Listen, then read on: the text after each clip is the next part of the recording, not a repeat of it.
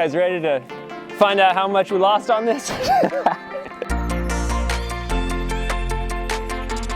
Hey guys, welcome back to another video on the electric CB750. It has been a little while since we've been back at it. It's been like almost 3 weeks at this point. There's just been a lot of things going on. We're both new parents. Me and Laura Kurt are both new parents, so I'm still adapting to that kind of life. But we're back at it, and the CB750 has drained my wallet more than I would like to discuss, but we will. So I got the list right here of all the build expenses for the CB750.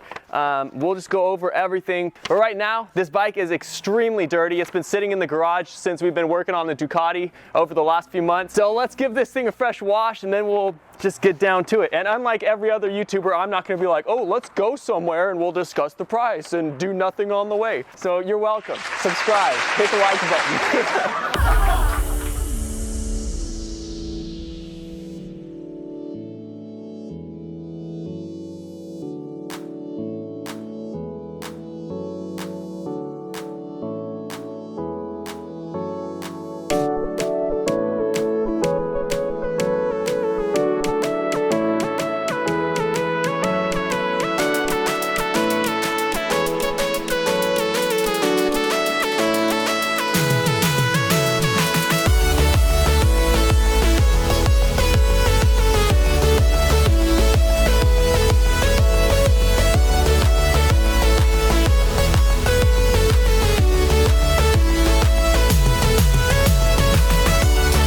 You guys, if you're watching this video, saw the previous videos. Obviously, I'm not gonna show the whole build in this video. So if you haven't seen those, check those out before you watch this, because there's a huge process and it took us like what, a year and a half or something. Somewhere in there, it was just like a personal project kind of.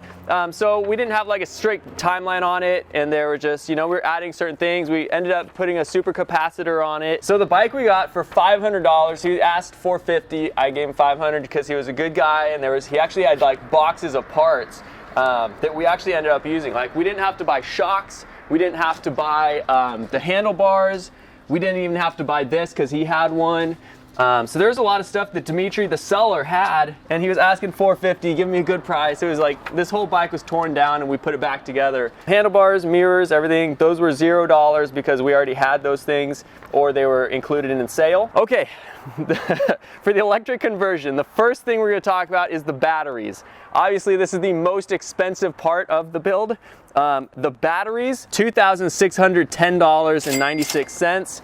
And so obviously that's a big expense, but considering that this battery pack is like as big as the Harley livewire, right? That thing, it's like, yep. And the Harley livewire was like $30,000, at least when I checked a few months ago, you know? So that's crazy. So we got it for $2,610 for the battery packs. Super capacitor, we'll include that with like the batteries as well.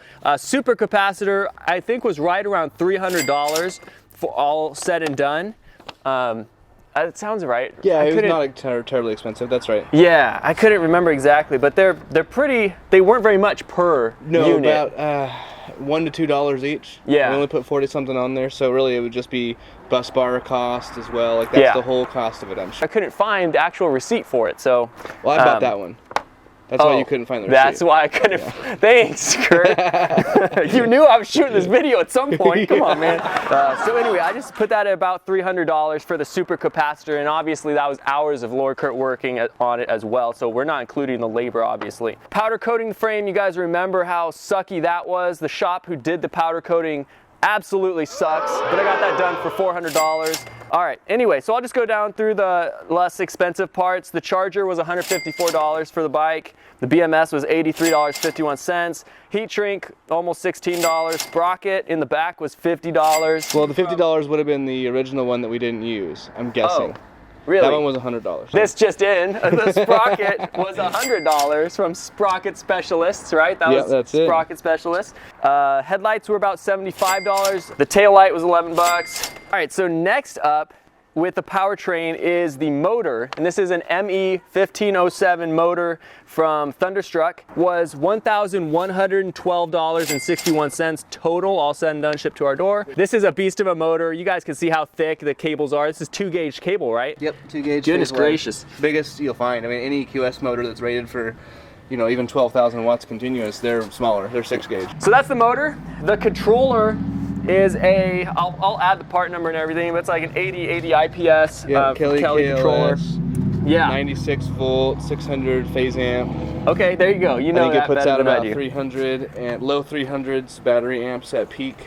Okay, there you go. There you go, yeah. For this controller, it was $671 from Kelly Controller. And if you buy it through them, basically you talk to them and they create you like an invoice for it specifically, and then pay them through PayPal and they send it. And the unique thing about this, you might say, like, why not get a far driver? Why not get other ones? We're doing other builds with other types of controllers, but this is a sine cosine motor. Yes. So it's not got Hall sensors. So you got to get unique controllers for those. Yeah. So there was a lot of stuff. We might even do a video following up, kind of like how to program it and whatnot. I have gotten that comment a lot. Who knows? We might do that. We might not. Anyway, so the controller was $671, and then that's pretty much it. So the total of all the powertrain components, batteries $2,600, controller $670, motor $1,100. The total of everything I just mentioned was $5,484.35 for the powertrain. Everything as it sits, as it is, that's how much it costs. So now just listing off miscellaneous items that we had to buy. Obviously it does add up. Little miscellaneous things as far as wiring, just like little tubing and whatnot that we got, protective tubing, the ignition, the throttle, insulators for little caps and whatnot, foot pegs, miscellaneous wiring, miscellaneous whatever. Seat fabrication was like $36.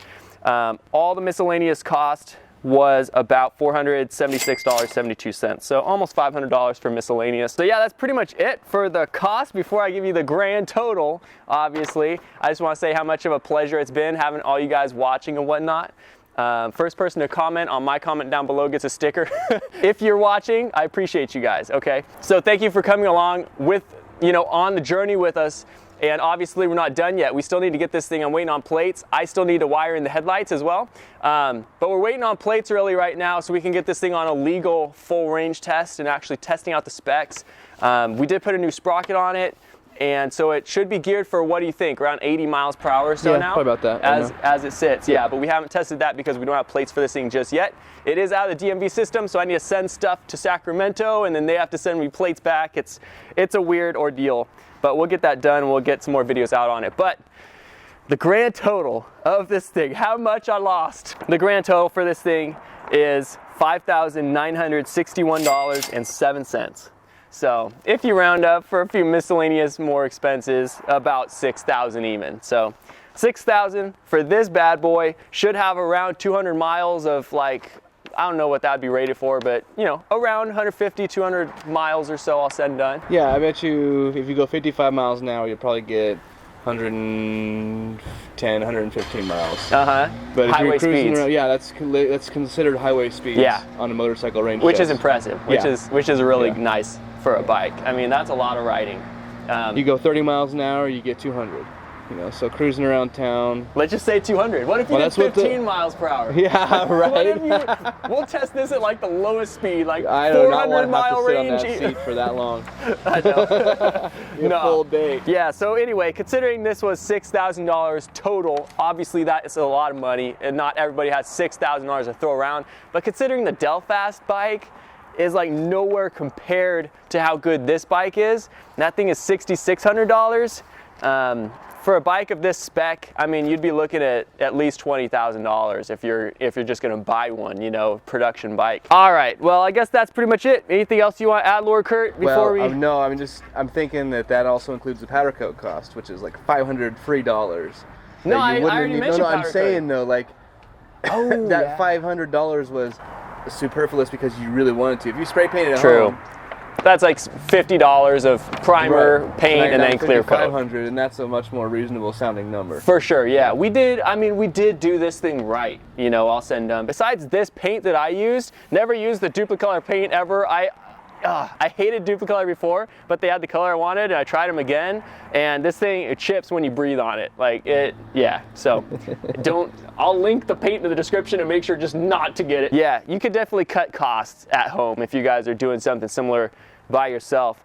And I hope the whole series was helpful too. I know Lord Kurt kind of walked you guys through the battery building process, the specs of like the supercapacitor and building that and whatnot. So So I mean, hopefully our channel is helping people actually be able to build these things themselves, because there's a lot of people who want to build them but don't have the resources, or don't think that they can just do it, you know, DIY, learning off the internet and putting it together themselves. A lot of people think they need like a formal education on this kind of stuff, whereas Lord Kurt never had any kind of formal education on this kind of stuff. He just learned it off Google searching and whatnot, right? I mean, Pretty reading much. articles, there's a lot out there. Yeah, there's so much. Yeah, so anyway, I hope you guys do understand that this is able, you know, you're able to learn this stuff. If you're intimidated, don't be. I mean, just sit down, learn it, and just kind of, you know, just kind of replicate what other people have done, and hopefully we've helped out that. So thank you guys so much for watching. Definitely, if you guys could, hit that like button. It really does help out the channel, and lots of people are being unsubscribed for no reason. Re-notify yourself if you guys got kicked off that.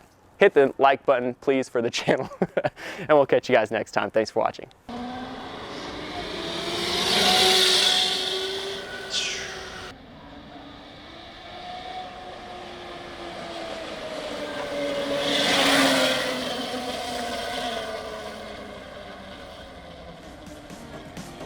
What the frick is he doing?